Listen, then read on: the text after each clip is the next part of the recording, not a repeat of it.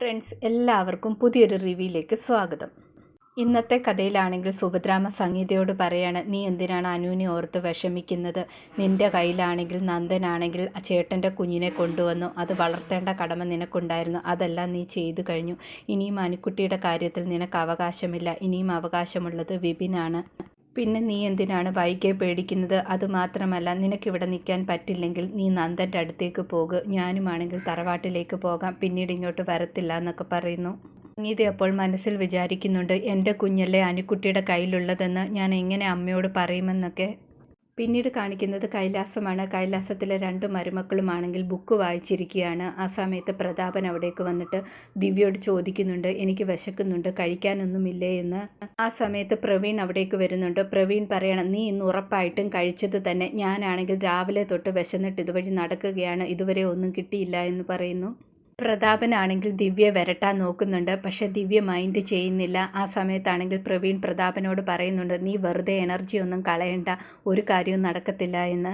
പ്രതാപനാണെങ്കിൽ ബഹളം വെക്കുന്നുണ്ട്, നിങ്ങൾക്ക് എന്താണ് ജോലി എന്നൊക്കെ ചോദിച്ചിട്ട്. ആ സമയത്ത് അച്ചു പറയുന്നുണ്ട്, നിങ്ങൾക്ക് 2 പേർക്കും ഇവിടെ എന്താണ് ജോലി? ചേട്ടനും അനിയനും ഒരു ജോലിയും ചെയ്യാതെ ആഹാരം മാത്രം കഴിക്കുകയാണ് ചെയ്യുന്നത്, ഇന്ന് എന്തായാലും ഞങ്ങളൊന്നും ചെയ്യില്ല എന്ന് പറയാണ്.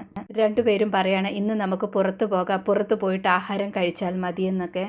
ദിവ്യയുടെ അച്ഛൻ്റെ അടുത്തും എന്ത് പറഞ്ഞിട്ട് ഒരു കാര്യവുമില്ലെന്ന് മനസ്സിലാകുന്നു. പ്രതാപനാണെങ്കിൽ പ്രവീണിനോട് പറയുന്നുണ്ട്, നീ എൻ്റെ കൂടെ അകത്തേക്ക് വാടാ എന്ന്. പ്രതാപനാണെങ്കിൽ പ്രവീണിനോട് പറയാണ്, ഇങ്ങനെയൊക്കെ ഇവളുമാർ പറയുന്നത് പോലെ കേട്ടാൽ പിന്നെ നമ്മളെല്ലാം പറയുന്നത് കേൾക്കേണ്ട സിറ്റുവേഷൻ വരുമെന്നൊക്കെ. പ്രവീൺ അപ്പോൾ പറയാണ്, വേറെ വഴിയില്ല, ദിവ്യപ്രഭയാണെങ്കിൽ കൂടെ കൂട്ടിയാൽ മാത്രമേ അച്ചുവും പുറത്തു വരത്തുള്ളൂ എന്നൊക്കെയാണ് പറഞ്ഞതെന്ന് സൂചിപ്പിക്കുന്നു. പ്രതാപനാണെങ്കിൽ പ്രവീണിനോട് പറയാണ്, നീയാണ് ശരിക്കും പെട്ടുപോയതെന്ന്. പ്രവീൺ അപ്പോൾ പറയാണ്, നീയും പെട്ടുപോയി, അത് ഞാൻ മാത്രമല്ല എന്ന്. പ്രതാപനാണെങ്കിൽ പ്രവീണിനോട് പറയുന്നുണ്ട്, എന്തായാലും ഇവളുമാർ പറയുന്നത് പോലെ ഞാൻ ഒന്നും കേൾക്കാൻ പോകുന്നില്ല, ഇവിടെ എന്തെങ്കിലും ദോശമാവ് വല്ല ഇരിപ്പുണ്ടാകും, നീ പോയി നോക്കെന്ന് പറയുന്നു.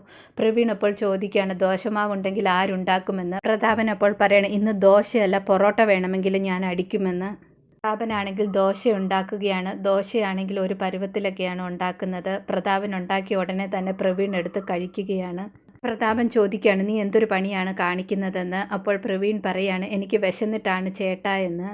പ്രതാപൻ അപ്പോൾ ചോദിക്കുന്നുണ്ട്, ചേട്ടനോ എന്ന്. അപ്പോൾ പ്രവീൺ പറയാണ്, എനിക്ക് വിശന്നാൽ ഞാൻ ഏത് തെണ്ടിയും ചേട്ടാന്ന് വിളിക്കുമെന്ന്. ദിവ്യപ്രഭയും അച്ചുവാണെങ്കിലും ഇവർ 2 പേരും ചെയ്യുന്നതൊക്കെ മറഞ്ഞു നിന്ന് കാണുന്നുണ്ട്.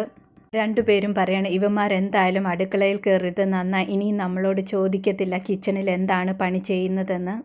അച്ചു ആണെങ്കിൽ ദിവ്യയോട് പറയുന്നുണ്ട്, ഈ കാര്യത്തിലെങ്കിലും ചേട്ടനും അനിയനും ഒന്നായല്ലോ എന്ന്.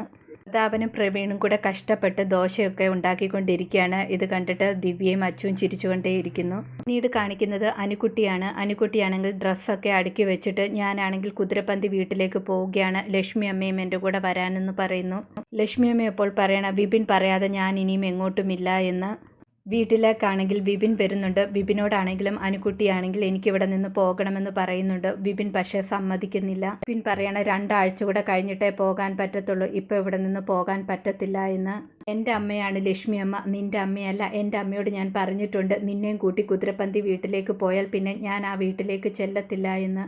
ലക്ഷ്മി അമ്മ അപ്പോൾ പറയുന്നുണ്ട്, അനുക്കുട്ടിയെ കൂട്ടിയിട്ട് ഞാൻ വീട്ടിലേക്ക് പോകില്ല, എനിക്ക് എൻ്റെ മകൻ തന്നെയാണ് വലുതെന്ന്. അനുക്കുട്ടി പറയാണ്, അമ്മയുടെ സെൻറ്റിമെൻ്റൽസ് ഒന്നും എന്നോട് പറയണ്ട, മക്കളെ കുത്തി നോവിക്കുന്ന അമ്മമാരുമുണ്ടെന്ന് പറയുന്നു. വിപിൻ അപ്പോൾ ദേഷ്യപ്പെടുന്നുണ്ട്, മിണ്ടാതിരിക്കാനെന്ന് പറഞ്ഞിട്ട്. അനുക്കുട്ടി അപ്പോൾ പറയണം, ഇനിയും എന്തായാലും ഞാൻ പോകുന്നില്ല, എന്താണ് നടക്കാൻ പോകുന്നതെന്ന് നോക്കിയിട്ടേ ഇനിയും പോകുന്നുള്ളൂവെന്ന് പറയുന്നു. പിന്നീട് നീലിമയാണെങ്കിൽ പ്രവീണിനെ ഫോൺ ചെയ്തിട്ട്, നീ എന്തിനാണ് ഭാര്യയും കൂട്ടി ശങ്കരമംഗലത്തേക്ക് പോയത്, അതുകൊണ്ടല്ലേ എല്ലാ പ്ലാനും തകർന്നു പോയതെന്നൊക്കെ പറയുന്നു. പിന്നീട് നീലിമയാണെങ്കിൽ വിപിൻ ഡോക്ടറിനെ കാണുന്നു. വിപിനോട് പറയാണ്, ഞാനാണെങ്കിൽ ഡോക്ടറിനെ നേരത്തെ അന്വേഷിച്ച് വന്നായിരുന്നു, പക്ഷേ അവിടെയെങ്ങും കണ്ടില്ല എന്ന് പറയുന്നു. വിപിൻ അപ്പോൾ ചോദിക്കുകയാണ്, നീ എന്തിനാണ് എൻ്റെ പിന്നാലെ നടക്കുന്നതെന്ന്. നീലിമ അപ്പോൾ പറയാണ്, ഡോക്ടറിനെ എനിക്ക് മറക്കാൻ പറ്റത്തില്ല, അതുമാത്രമല്ല കാണാതിരിക്കാനും പറ്റത്തില്ല, ഇനിയും കുറച്ചുകൂടി അങ്ങനെയുള്ള ആഗ്രഹം കൂടത്തേ ഉള്ളൂ, എന്നെ ആ വീട്ടിൽ നിന്ന് ഇറക്കി വിട്ടതുകൊണ്ട് എനിക്ക് വാശിയായെന്ന് പറയുന്നു. വിപിൻ അപ്പോൾ പറയാണ്, ഇത് ശരിക്കും നിൻ്റെ രോഗമാണ്, എന്ത് രോഗമാണെന്ന് മാത്രം ഞാൻ പറയുന്നില്ല എന്ന്. ഇതോടെ ഇന്നത്തെ കഥ അവസാനിക്കുന്നു. പുതിയ കഥയുമായി വീണ്ടും കാണാം. താങ്ക്